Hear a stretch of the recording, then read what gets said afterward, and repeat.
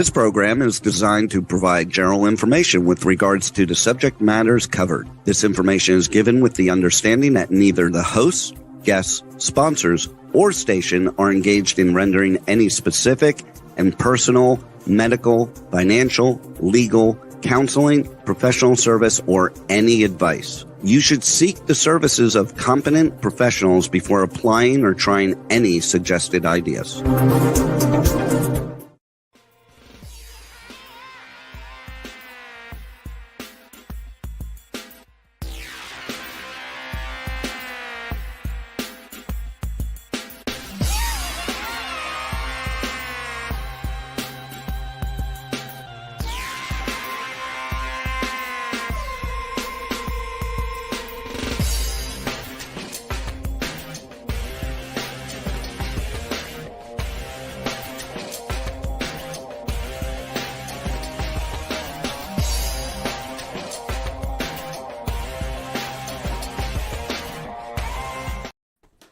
Hey there, it's Brian Sebastian, movie reviews and more, and obviously it's Tuesday. We are live around the world, which is fun. I always look forward to Tuesday. We're never recorded. We're never in that downfall. Even on holidays, we are here. But I've been looking forward to this show for months and months and months. This is a makeup show. You know why? Because I screwed up with bad sound last time. And we had some not so interesting people, not counting Ron, of course, on our show. But here's the thing. So, we're live on Talk4 Media, TV, radio, and podcasting, K4HD, radio and podcasting, and home streaming live around the world with over 103 outlets, and Worldwide TV Network, WomenOnTV.tv, iTube 247 out of Franklin, Tennessee. And so, this is special. Not only is Mike Szymanski here, Howard's here, we're going to make it a guy's show until Terri crashes the party, but we have to have Nonstop on, because I know she's in the waiting room. But here's the thing.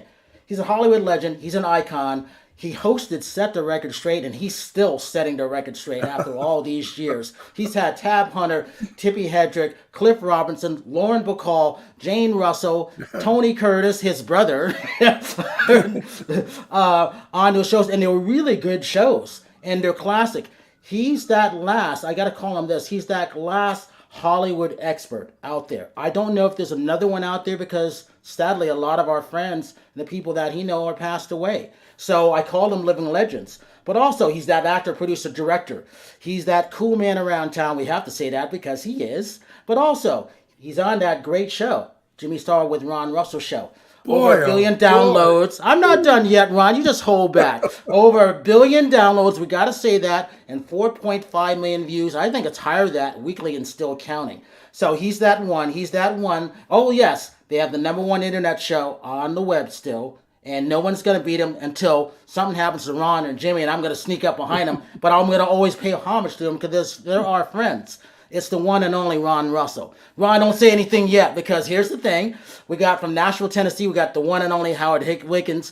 Boy, Howard looks really good today. Howard should have been at the Met Center. Nonstop Terri Marie from used to be Redondo Beach, California. Now she's back in Sherman Oaks. And that's a story, but she's back there. And our one and only, my good friend Mike Szymanski, and it's all about movies. And if you remember, Ron, you and Ron and Mike met at Massachusetts on the rooftop doing the event that Terri and I put on. That's right. We did. But I want to say something. Thank you so much for that wonderful introduction. Yes, I do all those things, but I never make any money. So, you know, it's so nice. I would have much rather that you said nothing about that. Instead, saying Ron Russell just won the lottery and he has $450 million. There's still time for that, Ron. Huh? What? You wouldn't be on the show right now. But I got to tell you that I'm a big fan of Ron from afar, and his and Jimmy's show is just hysterical. It's almost a dark comedy in some respects, but it's very funny, and their dog Astro too, and you gotta watch it. It's really fun. Well, we make the impossible ridiculous, and we make the ridiculous possible. That doesn't work in too many people's minds. You have to kind of say, what the hell is he talking about? What I'm talking about is that life is really tough these days, and we try to make it not tough by letting people see the way it is isn't really the way it is. It's all smoke and mirrors.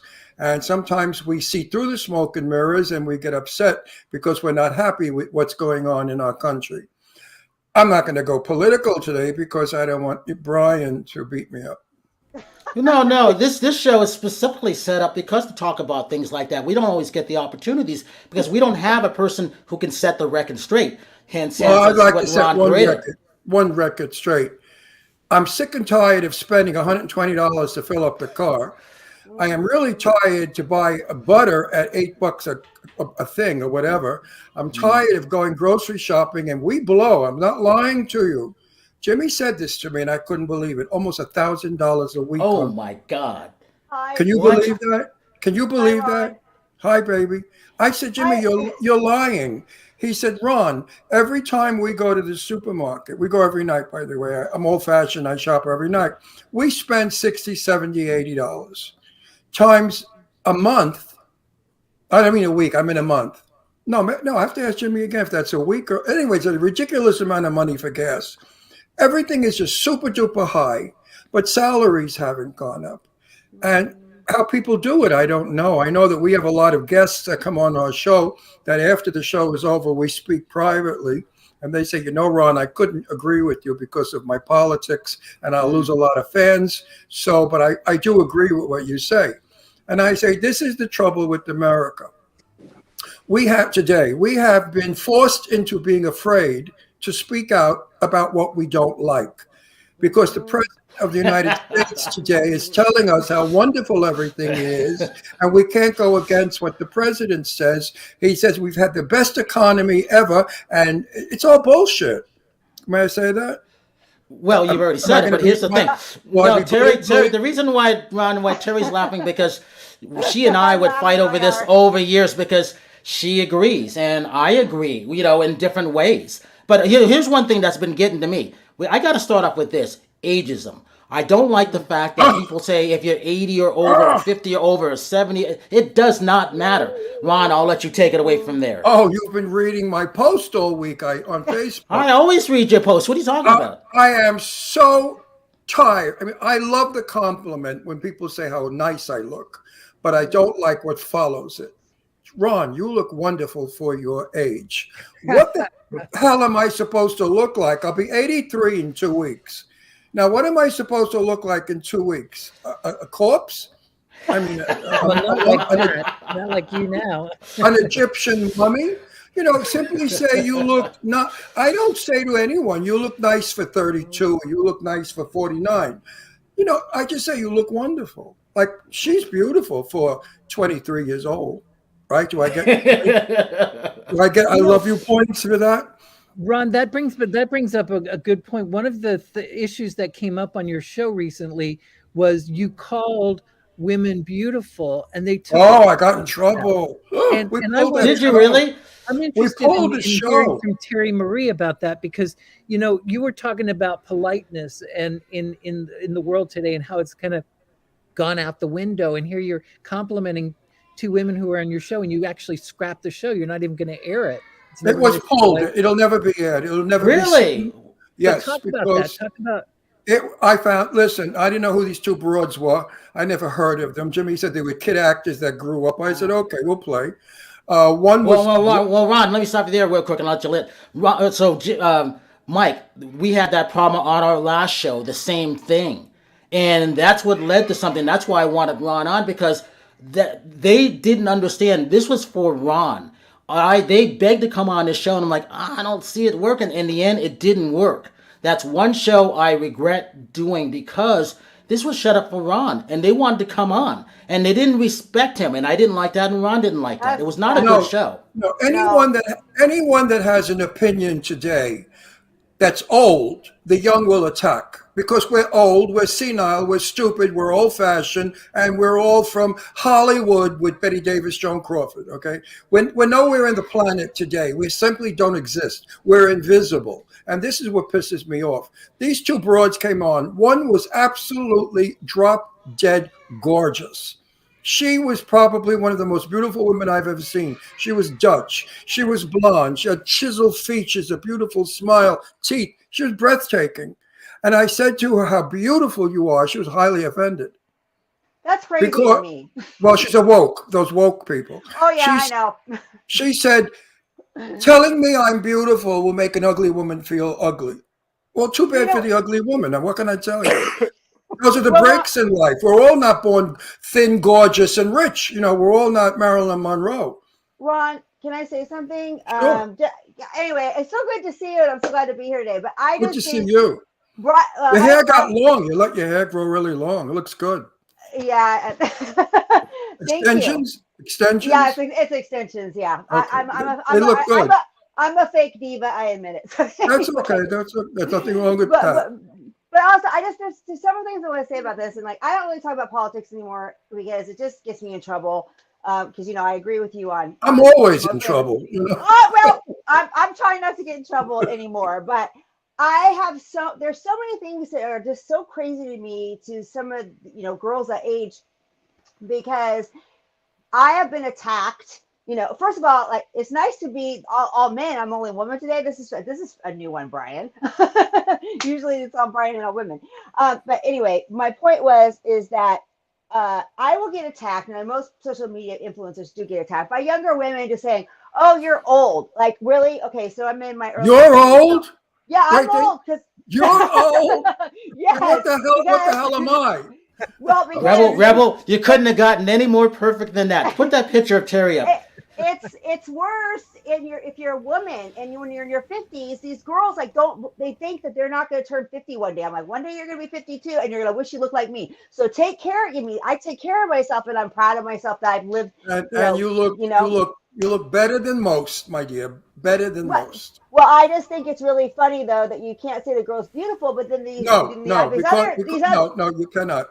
You cannot say someone's fat because they want to be fat. They love being fat, and fat is beautiful, and that's who they are. And I'm glad for them, but it's unhealthy. Well, fat is wrong. Fat is wrong. He couldn't even call them girls. He got in trouble for even using girls. You're saying girls. Wow. But they were like, they want to be known as women, right? That's right. And I said to them, "You're young enough. I'm old enough. You could be my great-grandchildren. To me, you're girls." And they just wouldn't let me do it. And I wanted to say, listen, you two bitches, this is my show. I run it. You don't run my show. You don't come on my show and make a jerk out of me, or you try to, because if you try to make a jerk out of me, I don't give a shit. I told you, I will blow this show right out of the water. I'll say whatever I want. I'll be on the news tomorrow. That nobody has ever heard what I wanted to tell those two broads. And I wanted to tell them they need a night in the 6 motel with a black man. And that'll straighten both their heads out. Hey, Howard. Hey, Mike, hold on for a minute. Howard, let me ask you this. As that Southern gentleman who women and men admire, talk about what people say to you, because you don't look your age. You look great no matter what you wear. The you're stylish. only thing I ever got, and I got it like 2 times, somebody said, "You're looking thin." And I thought, you're looking thin? Why do you tell somebody they're looking thin? I never tell you you're looking fat, but you have the right to tell me I'm looking thin. So I'm like, just say you look good, or if you don't think it, just don't say anything. Right. I'm Southern. I respect my gentlemanly ways, and I don't talk politics. I don't talk anything. I try to keep it civil. Yeah, well, I'm Italian from Brooklyn, and we Brooklyn Italians, we're kind of on the tough side, and we tell it like it is. One thing we're raised by our families, not only my family, but the families I grew up around. Liars don't exist in the Italian Brooklyn people. I got to tell you one thing. They talk bad about the Italian mafia, all that bullshit. One thing, they do not lie. Only when they go to court, if they're arrested, of course, about murdering somebody, then they lie to the government. But they don't lie among each other. So I'm not mafia by any means, but I was raised where you don't bullshit anybody, because when you're caught in a lie and you're found out that you're full of crap, you're a worthless human being. You just lost all your self-respect. So we tell the truth and we say what we feel. I love your hat. I wouldn't say it if I didn't. If I didn't like your hat, we have another saying in Brooklyn: if you have nothing nice to say nothing at all. Right. Well, so Ron, this is what people get me when they say this, and I always say, They always say, well, to be honest with you, and I go, what? You've been lying to me the whole time? Exactly. Right. Well, to be honest, because if they'd be discovering honesty. Yeah, no, I don't say that. All I say is, listen, I'm not bullshitting you, but your hat's great. And that's a great compliment. Unfortunately, the West Coast does not appreciate my personality. Oh no, it's true. I have a sister-in-law. Who lives in LA, and she and her husband have been here for 100 years, and she has a heavy New York accent, and she tells me, no one likes me here. They all think I'm so tough and horrible. I said, you are tough, but not horrible. But to most people that come from Middle America, the South, or California, they're not used to New York people. New York is a city in a world of its own. The minute you leave New York, you're in another world. New York City. I want to tell two stories. When I was young and I went to New York for the first time, I went with one girl shopping, and she had her umbrella in her hand, and the sales lady said, shut that umbrella, because it was slightly open. And I thought, because she's going to steal. Well, I know that now, but then I just thought it was rude. Yeah, well, New Yorkers are not stupid. And then when we went to Sardi's to eat, right? And to me at that time it was a fancy restaurant, and so he comes over and he takes the napkin, he lays it on my girlfriend's lap, and I'm like, "What are you doing?" I thought he's getting fresh. I mean, I never seen that done before, so. Well, again, growing up in New York, you learn to tell the truth, you learn to fight for everything, and you learn to be outspoken, because Manhattan is this wide and that long, with millions and millions and millions of people living there and coming in from the bridge and tunnels there. So when you are surrounded, you see what it's like when you walk in the street, there are thousands of people going in every direction. You've got to learn the skills of the street. And I was raised with the street skills. Unfortunately, we drive in LA and California, so I could shove my street skills you know where. They don't work here. But most people that get to know me like me because they trust me. And I like that. And they'll tell me that. They'll say, Ron, you're a real true blue friend. I trust you. Like this little man over there, Brian. He knows how I'm not because I'm on his show that never will be like mine. But anyway, I love Brian. You know why I love Brian? Because he's honest. And Brian he doesn't bullshit you. A lot of people con me to get me on their show. I hate that. They give me the whole grease job. But Brian I know Brian socially, and he's a terrific guy. So, thank you, Ron. I appreciate that. No, because you're here. But listen, the $20 you promised me for saying that, when do I get it? After the writer's strike. What's your feelings, Ron, on that? Oh, my God. I'm so happy about the writer's strike. You know why I'm happy? Because they won't be able to get any new scripts. So now all the investors have to invest in the scripts they have in their hand. So finally, 6 of the movies I'm in will get shot. But now the producers are going on strike. I hear that's bad. Because Ron and Mike, how do you think it'll last over a week? Because I don't know. I hope not. I think anything that stops money flowing is very bad for the country. Mm-hmm. Yes. Anything. I covered it 15 years ago, and I'm afraid this one's going to be a lot longer. I mean, they're negotiating that AI isn't going to write their scripts anymore. Can you imagine that? Well, who is? AI, the artificial intelligence, is going to. Yeah, I know that. Well, who is going to write them? AI is writing them. A robot. I know. I realize that. My point is, who's the robot? Where? AI scares What me. country? Hollywood's making robots now. Yeah, is that chat bot thing, Brian, or that's writing? You know what I'm talking about? You know what's bad about that? It's everything, because when you can duplicate someone's voice and make it sound like yours and then take things out, that is not good. And I feel bad for those musicians. They're trying to get rid of humans. Well, yeah. Movies, yes, Mike and I and Ron knows, and even Howard, movies base things based on the human imagination, and they come true. Think of anything with James Bond. Well, and James Bond, Star Trek, Star Wars, all that stuff has come to reality. Phasers. But Brian, Terminator doesn't end out well because no, it doesn't end up well. No, so we don't want computers taking over us. That to me scares the hell out of me. So I mean, we do not want to get rid of human creativity, and a lot of the thing about the AI is they're kind of copying other people's stuff. I've heard. I mean, I don't know enough about it. We have a major problem. Yeah. In this country that nobody will dare to discuss, but I will. I have so many people saying to me, I am so sick and tired of going to the movies and having diversity pushed on me. I don't want to see a black man with a white woman. I don't want to see a Hispanic child with a Chinese aunt, because to me, it just doesn't make any sense. You know, black people, who I have many friends, as Brian knows, my dear friend Cece Penny's going to be here next week in our house. She's appearing, by the way, at the white party in Palm Springs. And I said to Cece, would you ever date a white man? She said, no, I only date brothers. I said, but if I said I would only date a white man, not a black man, you'd call me a racist. She said, exactly. I said, so we have a very big problem going on in the film business. We have a very big problem. They've made it a platform for politics, no longer to enjoy. We're not seeing movies that show the truth anymore of the writer or the character. It's this woke people that now said, everybody's got to be in the movie or you're not going to get funded. So we're going to make Brian my father, you my mother, him my sister, a tranny, of course, because he's a trans now. And the other one with the hat, he's the murderer that kills us all because he's a psychopathic nut. That's a communist Republican who loves Donald Trump. Okay. And this is what they're going to do over and over and over again. And I'm so fed up with it.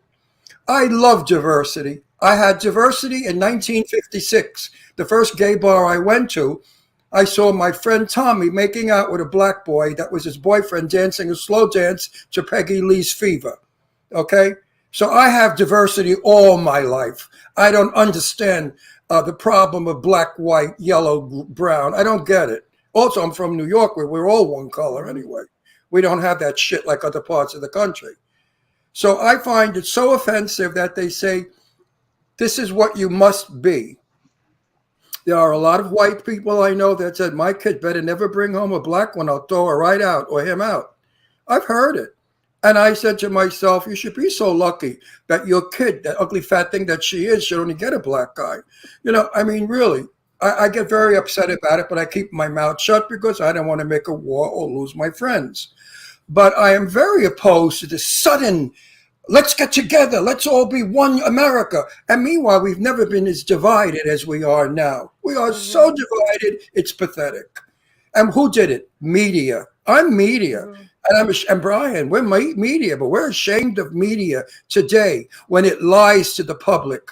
It lies about the government. It lies about what's going on in our country. We are under a communist attack and nobody's getting it. My parents were socialists. My mother and father, socialists. Better word for communists. I sold a Daily Worker with my mother when I was 8 years old. I used to go to grocery stores at night that they had chairs in where the Communist Party would talk about communism. I was raised hearing it. I was born in the Red Hook projects. My mother was on welfare. Okay, my father never got a job. He was too busy screwing every hole he could find. And that's the communist parents I came from. They're so wonderful. All right. And they're trying to teach me. Well, I went the opposite way and I'm so against communism. You have no idea. It doesn't benefit anyone. Communism is only a slavery. It's a terrible, terrible thing that pollutes the world. And we are in the midst of it right now in this country. We need a president. I don't care which Democrat or Republican, but we need a president who is going to be strong, intelligent, well-spoken, and maybe around 55 or 60 wouldn't be bad. That's good night. Hey, Mike, talk about this. You've been doing a bunch of things, and you look good, by the way. I don't know what you've been doing, but I miss seeing you. What's been happening in your world? Thank you. I recently did a podcast for a bisexual activist group that I'm part of, and we got Bai Ling beaming in from Beijing. Wow. And it was the first time she ever talked about her sexuality and being out as bisexual in a bisexual community. And you know, one of the things, and we also had Kyle Schickner, who's also been on your show. Biling has been on your show, and you know, he's a filmmaker, a bisexual filmmaker, and a couple of other out by actors who are not as notable. But we talked about how there's this trend about you have to be trans to play a trans person, you have to be bisexual. Oh, I hate that. Oh God, it's ridiculous. But you know, and all of them said, you know, Biling, she said, I played a man before, I've played a lesbian, I've played, you know, and you know, it's you hire the person who's the best actor for that role. Definitely. Kyle is doing an amazing job where he wrote a script where where one of the characters is a cis woman, and he is casting a transsexual woman in that role. And the producer said, well, wait a minute, you got to say something about her being trans. And he's like, no, I'm going to cast her as a woman. She's going to play a woman. We're not going to talk about it at all. You know, she looks like a woman. That's it. You know, and there's no excuses. So that's interesting. But yeah, I mean, I was glad to see that, because the trans community as kind of, I'm going to get in trouble if I say this, but you know, you won't. Truth never gets in trouble. You know that. No, but if you know, the trans activists are representing a small community, and for them to say that a trans actor has to play, there aren't that many trans actors out there. And there's been movies, big budget movies, that have been scuttled because of that. Scarlett Johansson had to give up a role because she wasn't trans. You know, I mean, I don't know. So well, they've lost the idea that it's called acting. It's no longer acting. My other complaint and the other thorn in my ass is, I have a lot of friends that make movies, producers. And they let people come into their movie for $5,000 or $1,500. They've never worked a day in their life in film. Now, a friend of mine, I won't mention his name, did a movie that I loved the photography, I loved the music, and I loved the whole idea. But the 10 or 12 people he had in his film who gave money to be in the film, first-time actors, were so terrible, they destroyed the film. Now, the star of that movie is a dear friend of mine, and I spoke to her about it. And she said, Ron, it was murder working with them. She said they dropped lines. They didn't know they were banging into things. She said it was a nightmare. I worked triply hard on that film, she said, than I've ever worked before. So we have that problem. Now, I wrote a movie called The Curse of Magic, and the leading lady has to be Jewish. I said, okay. I wanted Jennifer, that beautiful blonde, funny comedian. I forgot her last name. Jennifer, you know, the always dead face, long blonde. Jennifer Lawrence? No, I love her. Jennifer, the comedian. Who? Coolidge? Yeah, Jessica. Jennifer Coolidge. Yeah. Jennifer Coolidge. Yeah. I wanted Jennifer Coolidge. It's about a Jewish bookie and an Italian mafia. They're married in 1943, living in New York City. And I wanted Jennifer, and they said, oh, no, you can't. She's not Jewish. I said, but that's ridiculous. You know, I had Eleni Kazan originally, but Eleni can't do it for her reasons, a lot of health reasons. And it really limits casting a movie. Because now, if we're going to do Moroccan movies with only Moroccan people, we have to go to Morocco. We can't shoot it in Hollywood anymore. And the cost, wait a minute. The cost of going to Morocco is 50 times more than the cost of shooting it in Hollywood. So where the hell are we, buddy? Tell me, Mike, what do you think? I was just going to say, if Jennifer Coolidge can't play Jewish, nobody can. I mean, she's not Jewish. She's a Christian. No, but if she can play it, she can play it. But she's not allowed, because Jewish people will say, oh, I don't like the way she's portraying us. She's common. She's low class. Because my character is a real Jew from Brooklyn from the 100 years ago Jews. Darling, what's doing? Ivey is me. I'm croaking. I'm fainting. Ranala, I should have. This is her character.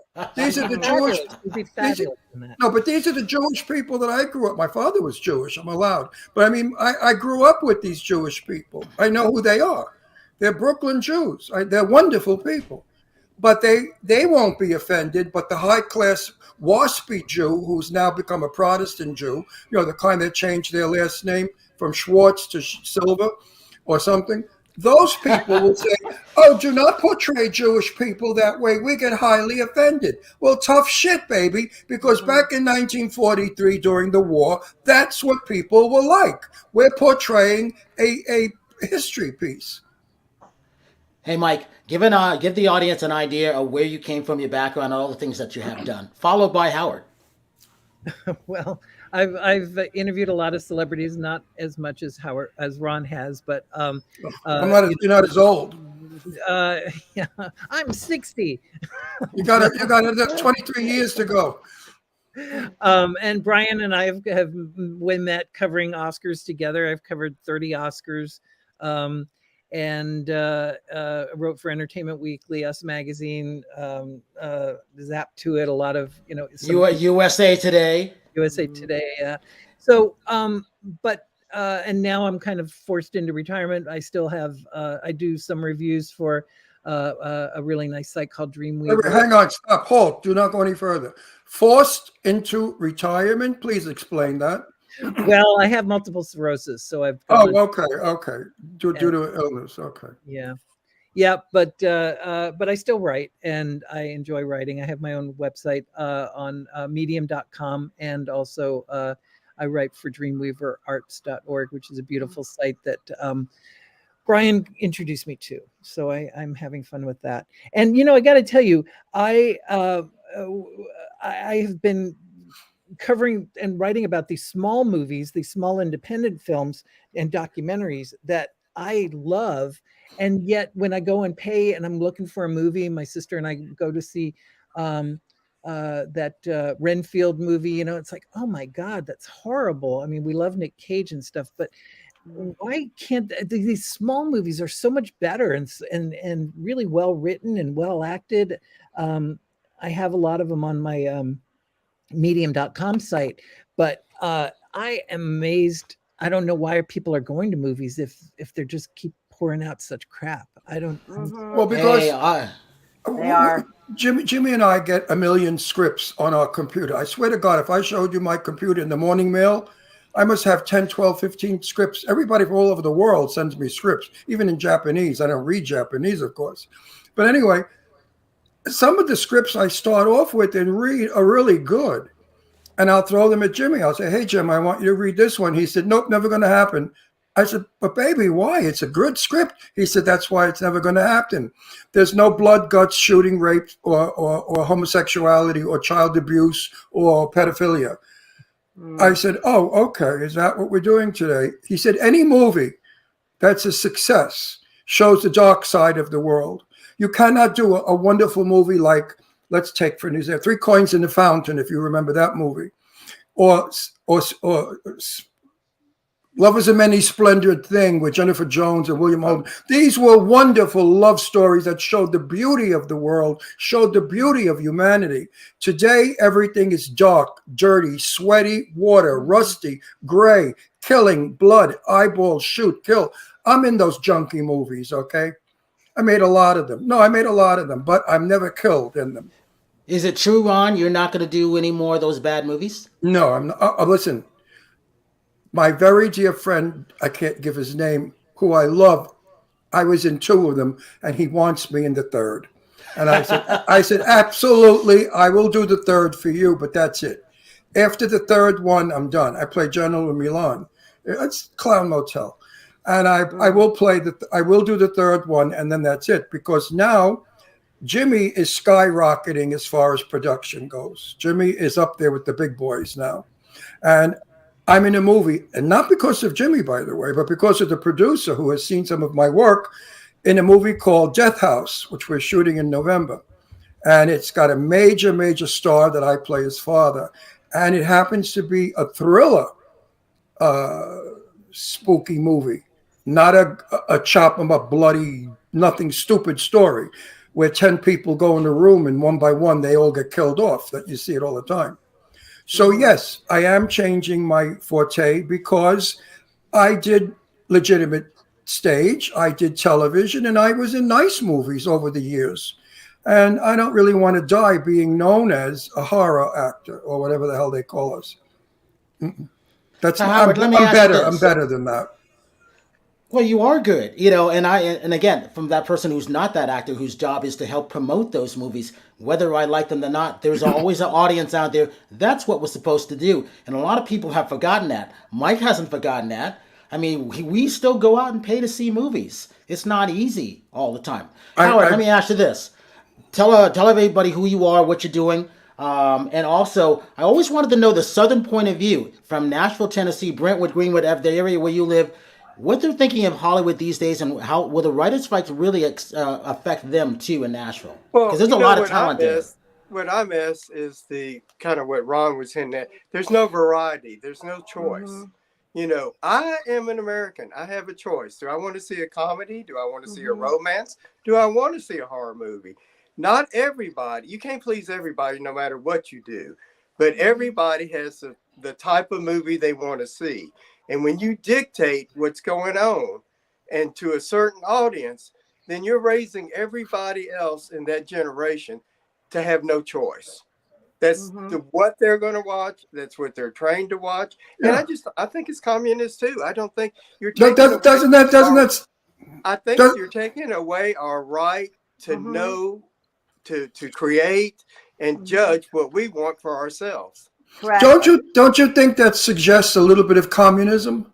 I just said it. Yeah, I do. Yeah, absolutely. Yeah. I mean, we should have freedom of choice. And let me explain to you why Hollywood is the mess it is today. Jimmy has a movie. The script is wonderful. Now, who's going to star in it? Let's get Ron Russell. Go to The Investor. Who's starring in it? Ron Russell. Who's he? We're not interested in who is this Ron Russell? We want Brad Pitt. We want Brad Pitt. Get me Brad Pitt and I'll give you the funding. So I tell Jimmy, tell them to go F themselves, because for a $4 million movie, you ain't getting Brad Pitt's pubic hair. Okay? You're not going to get anything of Brad Pitt's for $4 million. You want to talk $150 million? Brad Pitt gets $15 million a movie. All right. So this is what it's all about. Money, money, money, money. It's no longer Hollywood, Warner Brothers Studios. But what about the movies that in our day, the person, when they first came out, they weren't known. Like Julia Roberts wasn't known before Pretty Woman. Studio. And then Pretty Woman launched her into success. Studio found them, groomed them, trained them. What's the studio doing now for actors? They're gone. There is no such thing. They're owned by Japanese companies in China. China owns everything in our country anyway. It's a corporation, and they're afraid to take a chance. They can't take a chance, which is quite sad. That's where I feel bad for you actors. But this is why I chose not to do it. That's why I was happy doing junkets and interviews. I could get the word out, and Michael could do the same thing. We could get the word out of what they really wanted to say, which is why Jimmy and Ron's show is great, because they know what it's like to be there behind the scenes and do all of that stuff. The scene, behind the scene, on top of the scene. But is there nobody with money that can fight them and stand up for our rights? No. I'm saying. No. It you know tough. What? When I know a lot of multimillionaire people. No, I know almost billionaire people. All right. Millionaire's nothing now. I know. Yeah. I'm saying they live very well. And I don't dare bring up the word communism, because they shit in their pants. They are terrified that the government is going to take over and they're going to lose everything. So the very, very rich are suffering, and the very, very poor are saying free college, free food, free gas, free rent, free this, free that, because that's what communism gives. Because my father taught me, Ron, where there is poverty, there is communism. And that's how they do it. So what they're doing now in this government is trying to destroy it, to bring everybody to a poverty level, so that we'll be happy if a truck comes by our house and gives us free cheese. Because the commies are doing it. The communists take good care of their people. You will live in a big apartment house in a 2x4 room, but you won't pay $3,000 rent like you're paying now. So this was just like when you were raised. When I was an interior designer, most of the very wealthy people that I worked for, they came from nothing, and they made themselves who they were, and that is the American way. Not according. Become whatever you want to be. No, not according to the New American. The New American wants it for free, everything for free. Black people now in San Francisco, they want retribution. For what? For being slaves? Romans were slaves. Jews were slaves. My family, my heritage was family, so I want retribution too. What the hell are you going to get retribution for? I never owned a slave. I was from Brooklyn. Who had slaves in Brooklyn? Ron, don't you think it's a lot of propaganda that's just being pushed to the media to push this agenda? It's all. I mean, I'm gonna get a little. I'm gonna be put my tin hat on. So everything to me is kind of goes to the Great Reset, where you own nothing, have nothing, and you will be happy. That scares me a lot. Bullshit. I know, but that's the Carl Schwab thing. I mean, and there's a book called The Great Reset, and I don't know, I read it, but anyway, it just the whole agenda is basically to destroy the middle class and to, have us be communists. I mean, that's exactly what I see happening. When you said earlier, when you go to the market and you're paying like, I don't know, $10 for eggs, It's ridiculous. I'm a fitness competitor, so I eat a lot of meat, and they're trying to push. No, you're not allowed to eat meat. Well, New York. Ron is on his health right now because. Explain what's going on, Ron, because I'm starting that too. Well, in New York, the governor of New York has said that you're not to eat meat, not to drink milk, and that suburbia. See, Long Island is where I'm from. And incidentally, we're moving back eventually. I'm not staying in California anymore. I want to live back in Long Island with my normal people. I need normalcy. I need men and women married with children and dogs and houses. I need to be with that. I'm tired of the weirdos, the flakes, and the freaks. I can't. I'm blowing my mind. Anyway, the governor now said Long Island is a mecca for racist people because Long Island is comprised of white people, probably Republican. I lived on Long Island all my life. That's bullshit. There are more Democrats in Nassau County than anywhere else. And as far as racist, no. We have 3 or 4 towns on Long Island that have been black since way back, the days when they came here to be farmers. And these are the nicest people. And we went to school with them. So that's a lot of bullshit this governor is trying to, again, divide, separate. What they are saying now is if you want to build a home on a half acre of land on Long Island, you will not get a permit because now they want to make Long Island no longer suburbia. They want it to be one of the boroughs. That land that you could have bought for your house, they will buy and put 4-story apartments all over, like projects. And in those projects, they will put poor people who don't know how to eat with a fork, poor people who don't know how to who throw garbage out a car window. So what's going to happen to Long Island? It's going to become a ghetto like the rest of New York's poor sections. We're not going ahead. We're not bringing the poor up to our level. We're going down to the poor level. And that's not working, is it, boys and girls? It's just not working. Are we better friends with black people now? It's not working. I live in a white neighborhood, and my friends that are black live in a black neighborhood. So I don't see us doing this. Hey, for someone who grew up all white in an all white neighborhood, I know what it's like when the 2 neighbors on the side of you move away because I moved in. Well, I never knew that. See, Brian, my heart breaks. My heart, I swear to God, I cry from that. I've heard that shit in my life, the Great White Flight. No, I didn't know that. Sammy was a little black. I lived in the project, 6th floor. The apartment next door was Mohammed and his wife. They were black people, but they were like Arabs, whatever the fuck they were. And Sammy was a little boy. Sammy was my first best friend, and he was a black little boy. My mother used to stand me in the sink and wash me. And I remember she'd wash one leg, and I'd say the white leg is the Ronnie leg, and the black leg is the Sammy leg.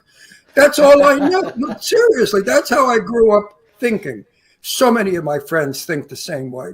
I mean, I remember having black friends to my house on Long Island when I was first married, and the neighbors would all talk about it and say, "Did you see that car full of black people at Ron's house?" They'd say, "Yeah. I hope they're not moving in the neighborhood." I mean, and if I heard that from another neighbor, that neighbor never got even a look from me, let alone a hello, not even. And they say, "Ron, what's the matter? You're ignoring me." I said, "Because I'm black. Did you know I was black?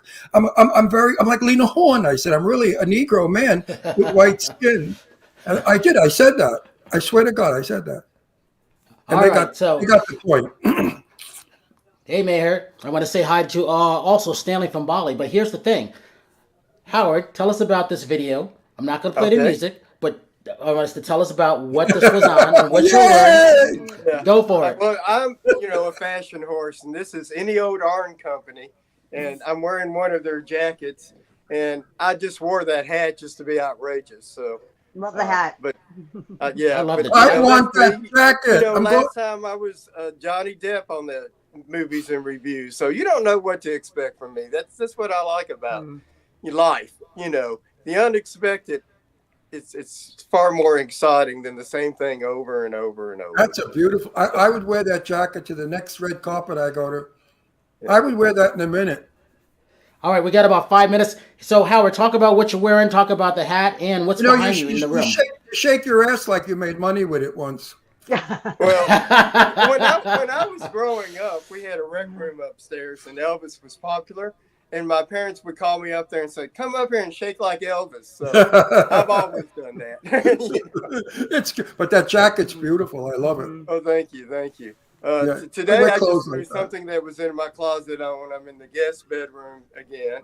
So, but No, it's fun. I want to invite everybody to see my Johnny Depp pictures from last week. I'm going to post some after the interview that an artist friend of mine made into like an art thing on. Now let's talk about Brian. I'm going to take your show over for a minute.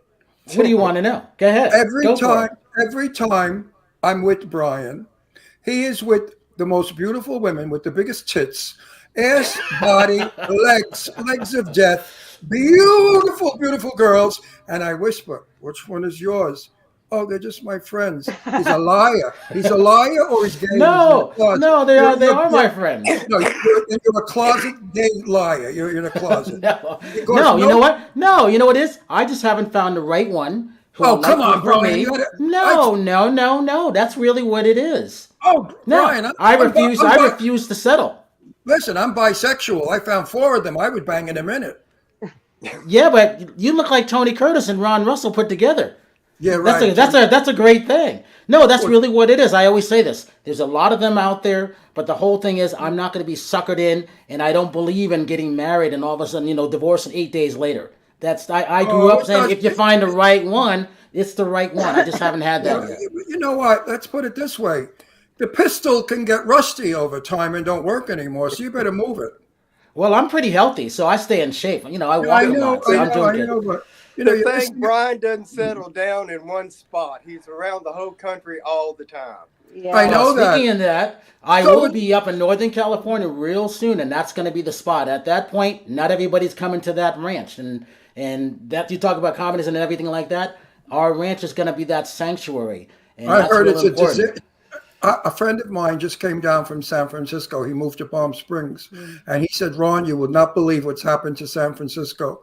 And I said, "I've heard. We have so many people, gay guys, moving from San Francisco to Palm Springs now. It's amazing. You can sell a house in a second. They have people coming to your door. Are you thinking of selling?" I have a friend of mine in San Francisco who's looking to buy because it's so bad up there.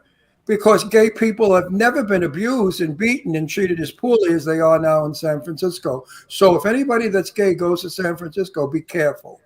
It's not the most pleasant place to be. San Go ahead. I just said San Francisco used to be so beautiful. It used to be one of my favorite places to go. It's just disgusting. The homeless. It's not.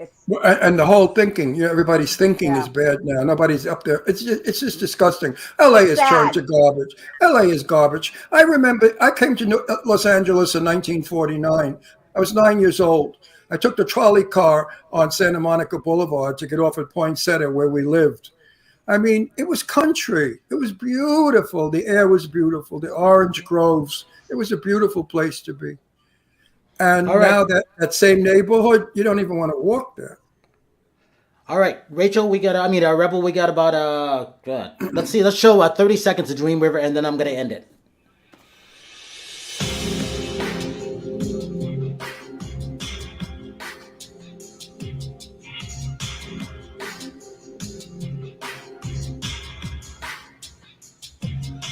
Very good.